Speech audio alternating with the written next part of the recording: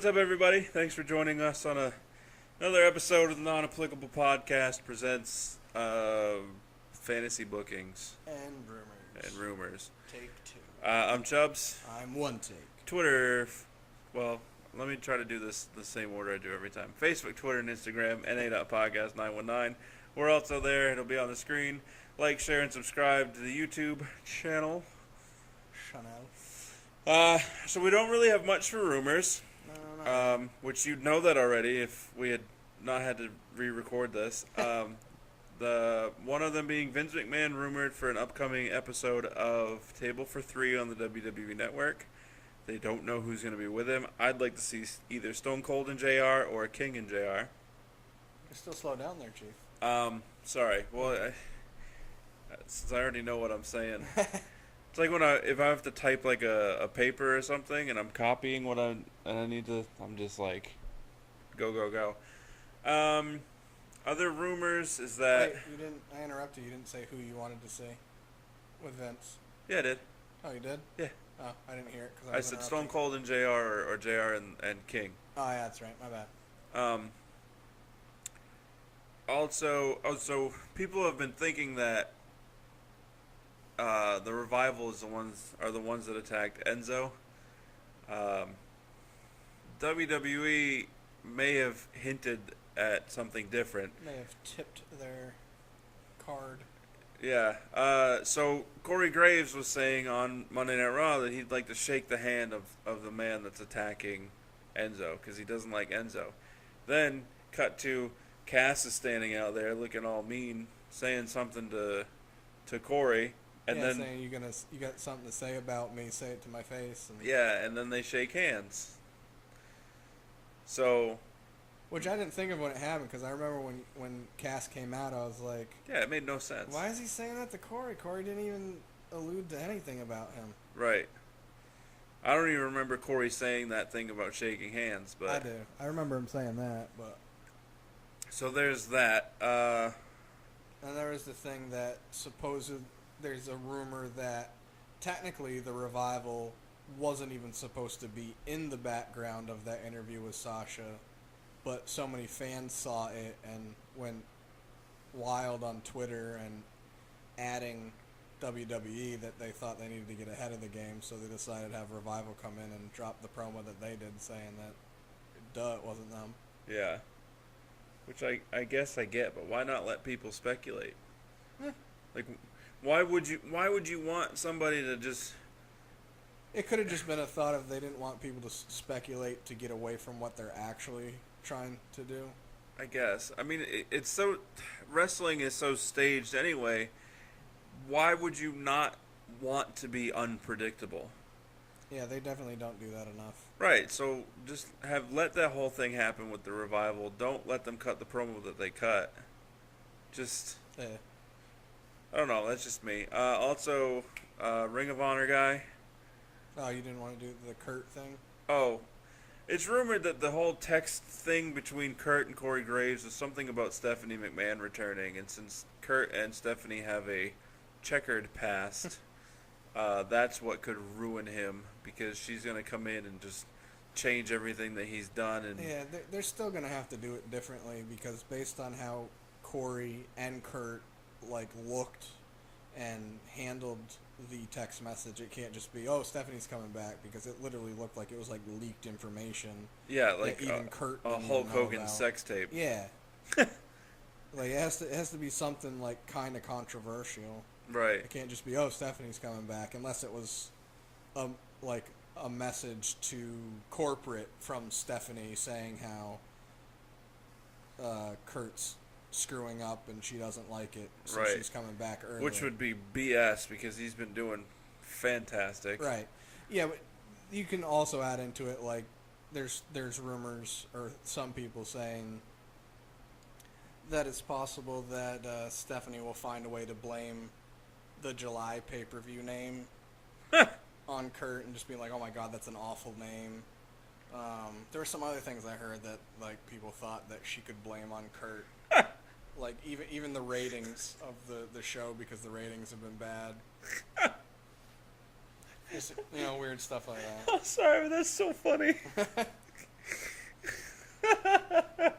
I hope that's the one. I hope that's the one, because that would just be hilarious. That would actually make the name of the pay-per-view bearable. Yeah, I really hope that leading up to it, Dean makes fun of the name again.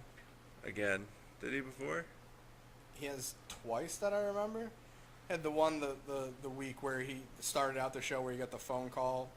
Oh yeah, he's like, Kurt. I got some ideas for pay-per-view I got some names. great ideas. And then it was either him or somebody else said something about balls on fire or something like that. I think SmackDown stars should make fun of the name of the pay-per-view. I would. Yeah. But yeah, then after that, it's been rumored that WWE is looking into Dalton Castle, who, not the building, the person. That's his name. Are they going to bring in the boys, too? I don't know if that's part of it or if they'll have their own boys for him. Tyler Breeze and Fandango. That'd be funny, actually. His contract is either up the end of June or it was up at the end of May. I don't remember now. But he'd go to NXT, so I feel like he'd be safe, opposed to if he went directly to Maine, they'd find a way to screw him up. And obviously there's still always the rumors of Lio Rush and Adam Cole, baby. I want Lio Rush. It makes me wonder if both of them, like, if they're kind of waiting to see, maybe they have some inside info of the other rumor that WWE is still working on trying to get a deal with Ring of Honor to get their library and to also have their weekly show be on the WWE Network. So what if maybe Adam Cole kind of has an insight in that, and he's kind of waiting to see if it goes through, and if it does, he'll just re-sign with Ring of Honor. Yeah, I guess. Does he then feud with the Bullet Club? Oh, I didn't even think of that. Because, that could open some doors. Which, doesn't happen, because anytime that they've kicked somebody out of the Bullet Club, it's because they're leaving. Yeah, right, exactly. And they end up somewhere else. So, WWE. yeah. So I don't know. That could be for some interesting feuds. It really could. I didn't even think of that.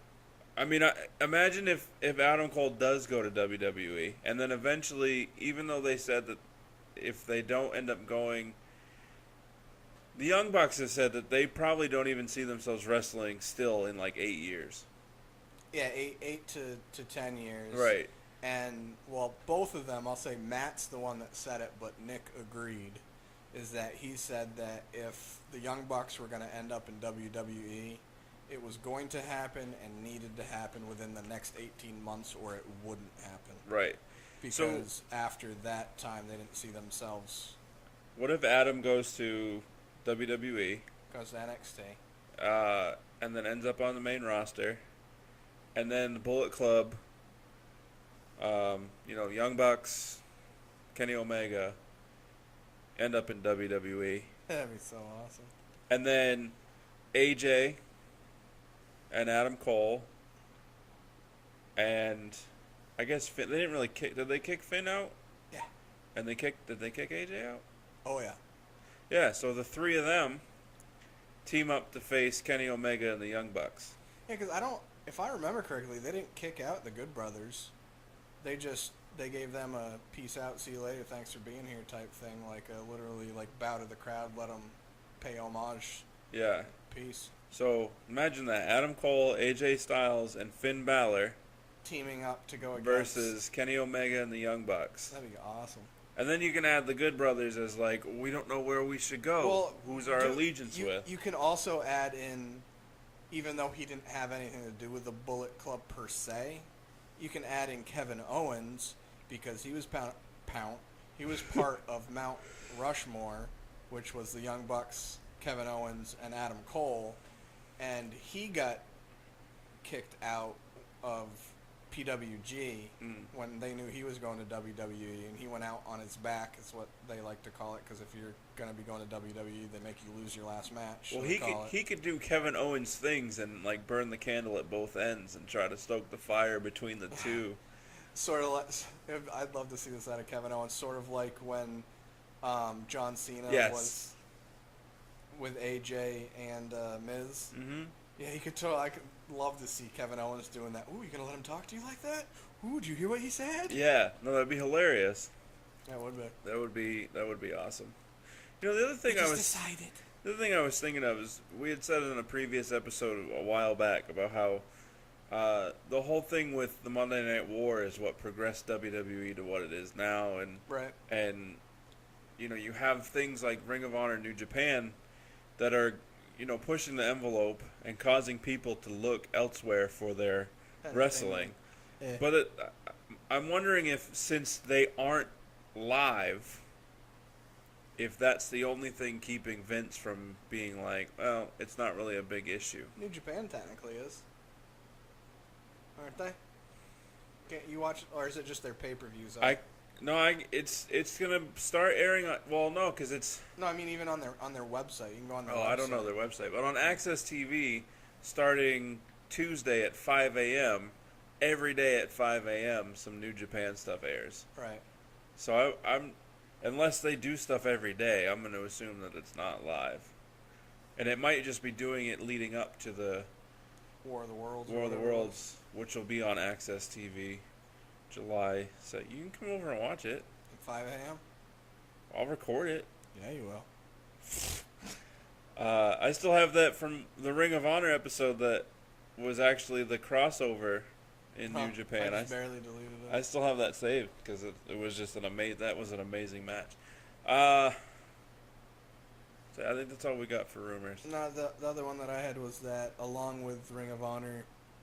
Now this has also been stated from one of the WWE executives. I think his name is Brian something or other. I don't remember. Is that Brian Alvarez, is it? No, it was a weird last name, but not that one. He had an interview, or did an interview, I think last month or last week or something like that. And it was with, I think, New York Times. I don't remember.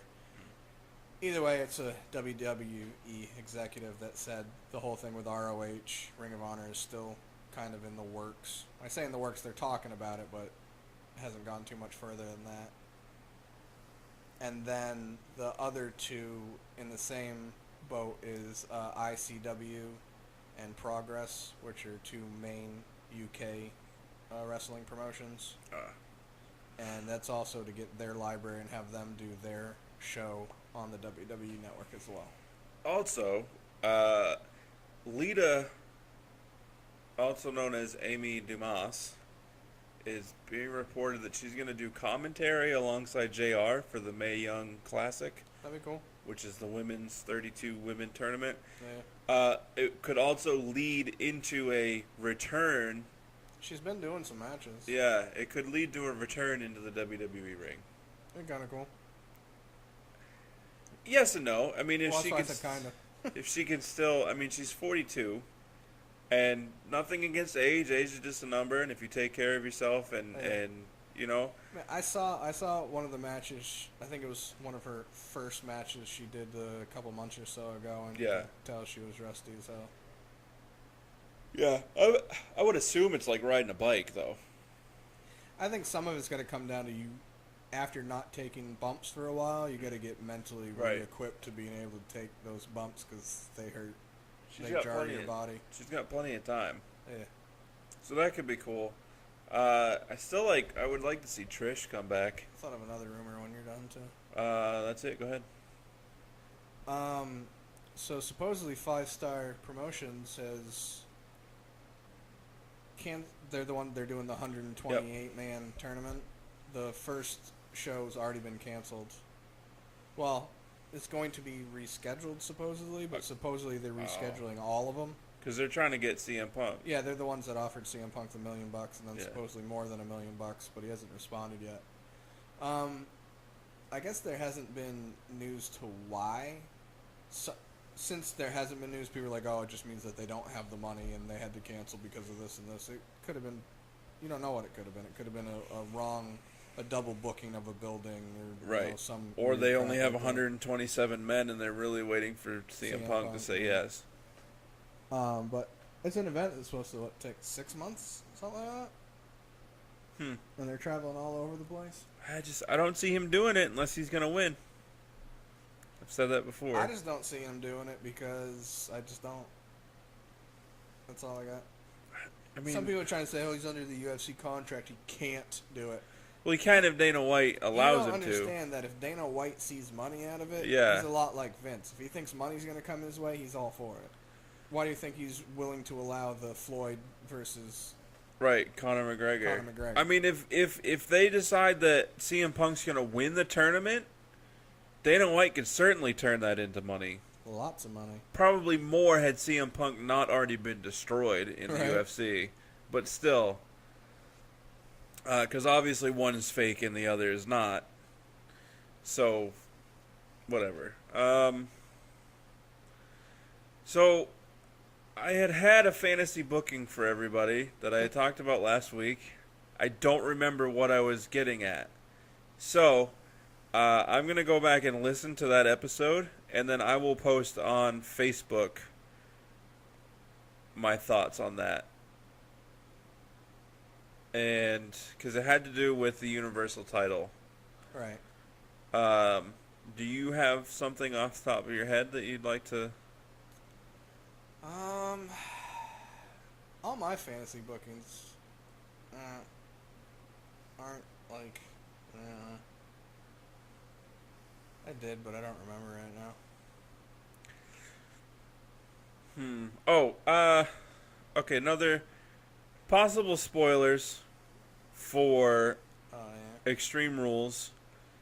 One, Samoa Joe wins the Fatal 5-Way. Oh yeah, because it's been rumored that since the WWE is fully expecting Braun to be ready in July, even if it's just a small interruption, they expect him to be available, that they're going along with that. So the thought process is whoever wins the Extreme Rules match is going to have a one-of match against Brock, which is even dumber. Are you saying of or off? Of one-off. Okay. I don't know. Both are right, so it doesn't matter. Well, I'd never heard one of. That's why I asked. One but of one. that makes sense. I can dig it. Well, the thing that I had saw that was that they would just, no matter what happens on Sunday, if Braun's ready to go for the July pay-per-view, they're gonna scrap everything and it's gonna be Braun versus Brock. Right. I heard that too, but Which is terrible. I also heard that Braun is all on. They're playing as they're expecting him to be ready because everything that's been happening, as far as his rehab and healing, he's on par. Right. So he's going to be ready. So they're doing it based on that. I don't think they should scrap what they've done. It just makes no sense. Well, it does because it's WWE and that's what they do. The other thing is that The Miz is going to defeat Dean Ambrose for the Intercontinental Championship. However, it's not going to be clean. Maurice is going to get banned from ringside. And then Elias Sampson, the Drifter. Right, is this your fantasy thing or you're going off a rumor? This is going off a rumor. Is going to interfere in the match, attacking Miz, causing him to win the match and thus win the title, since the match can change hands On a DQ. by a disqualification, which is the least extreme thing you could do. And even if that in an is Extreme the rumor, Rules match. I'm going to say the smarter way to do it is to have the Drifter not be an idiot and attack Dean instead, so Dean wins. I thought you said Bean. He attacks Dean instead, so Dean wins, and he basically says, to Miz, I did exactly what you did to me.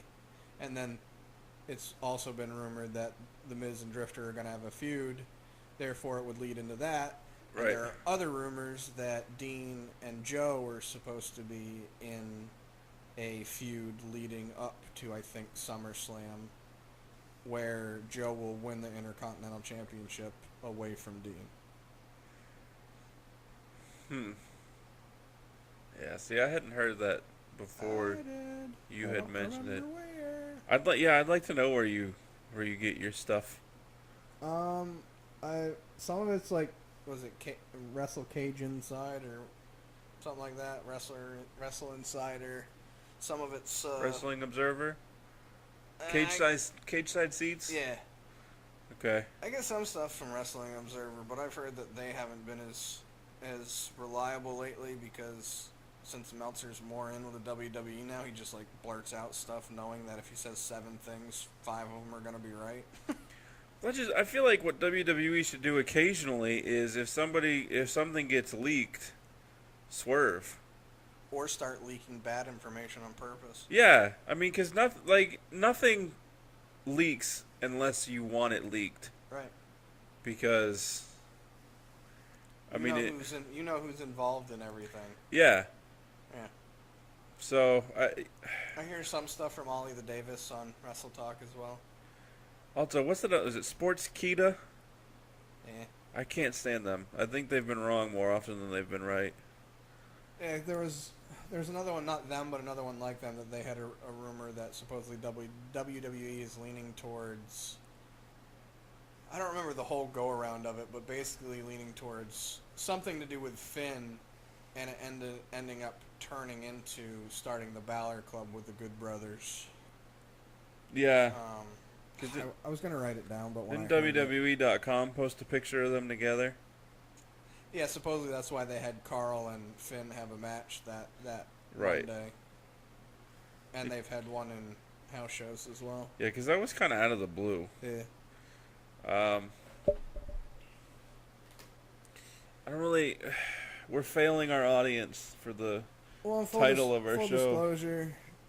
Yeah, full disclosure, my dad was in town for the week. Plus you were in the emergency room because he had a ear issue with yeah. Ear issue. Severe pain. And I've been kind of sick on and off and just not feeling great anyway, so I wasn't really prepared this week either. Yeah, well, you get what you get, I guess. Yeah, really, we're doing this for free for 3 people anyways. Thank you to those 3 people. Is it? Yeah, 3? Harry, 6, and B? Yeah. Well, Cruz... I don't know that he watches it, but... Well, if you do, shout out to Cruz. He's been kind of busy. He's had some stuff going on with his... Yeah, shout out to Harry and 6 and B-Dub. Harry 6. Thanks for noticing. We'll be better next week. Yeah, promise. Because we also didn't get a poll out. We wanted to have a poll out for something to vote on. Right. For our video games and chat show, but we couldn't think of anything, and we were both preoccupied with other life. Yeah, life happens. Sorry. But anyway, Facebook, Twitter, Instagram, NA.podcast919. We're on there. It's on the screen. Like, share, and subscribe, if you would. Especially share. I don't care if you shared before. Share again. Share everything. Also, doesn't Harry's friend Everett listen too? Oh, that's right. Yeah. Shout out to Everett. It'd be nice if, like, I see how many likes we have, and I go on and it'd be nice to know who the people are, so I know exactly who I can... Yeah. Because there's, like, 20 subscribed to the YouTube channel. We're 2 of them. But we don't see 20 likes. No. Because I like our videos. I don't. You should. It's sort of like on Instagram how you like our posts as our podcast page. It just seems cheap and dumb to me. I like it. I like it. Sometimes I do it by accident, so I just keep it. What? Yeah. I'm usually one of the views, though, because I go and check the audio and listen to some of it until I get sick of it. But anyway, do all that stuff and check out other episodes. Deuces. Double.